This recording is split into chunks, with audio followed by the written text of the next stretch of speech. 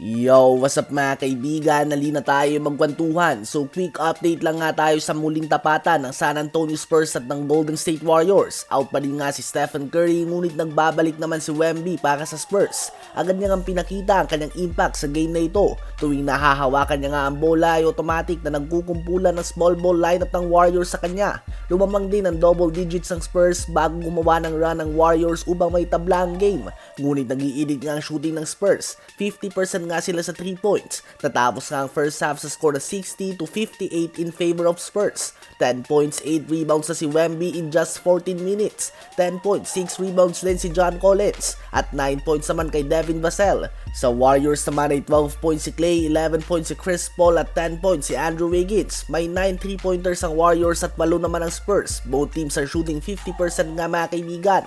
To start the third quarter naman ay gumawa ng 10-0 run ng Spurs. Ngunit nang maupo nga si Wemby ay gumawa ang Warriors ng 30-6 run. Tila ba may takip ang rim ng Spurs habang nagiinit naman ang Warriors offense. Natapos ang quarter na hawak ng Warriors ng 12-point lead sa score ng 90-78. Sa fourth quarter naman ay nakaligtas nga ang Warriors sa matinding quarter ni Victor Wembanyama. Ngunit overall ay excellent defense na ang pinakita nila kay Wemby at na-poster din nga siya ng rookie Jackson Davis. Panalo ang Warriors sa score na 112-102. 22 points si Kuminga, 21 points si Klay Thompson, 19 points, 9 rebounds, 8 assists si Chris Paul, 16 points si Wiggins, 14 points, 8 rebounds si Podziemski, at 13 points, 11 rebounds, 5 assists si Jackson Davis. Sa Spurs naman ay 27 points, 14 rebounds, 3 assists, and 2 blocks si Wemby.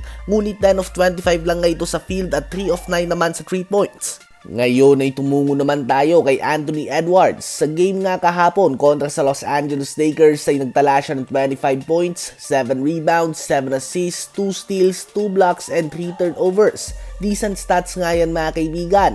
Ngunit 10 of 23 lang nga siya sa field at 2 of 9 shooting naman sa 3-point line. Muntik niya nga pangunahan ng comeback sa third quarter ng Timberwolves. Ganun pa man ay wala nga silang sagot kay Anthony Davis sa pinta, kaya naman nag-collapse pa din nga sila sa dulo. Ngunit bukod nga sa halimaw na performance si AD dahil injured si Towns at Gobert, sa kanya lang nga nakafocus ang depensa ng Lakers. Madalas siya na makatanggap ng mga double o triple team noong fourth quarter at tuwing hindi nga si Edwards ang tatapos ng play para sa Minnesota ay usually makalat nga ang kanilang opensa. Hindi nga ito nalalayo sa ginawa ng Lakers sa Knicks noon nang injured si Julius Randle at nakafocus lamang sila kay Jalen Bronson sa fourth quarter. Ganun pa man mga kaibigan ay kumpiyansa pa din nga si Edwards sa sinabihan ng isang fan ng Lakers na swerte nga daw nila dahil hindi niya dinurog ang kanilang koponan.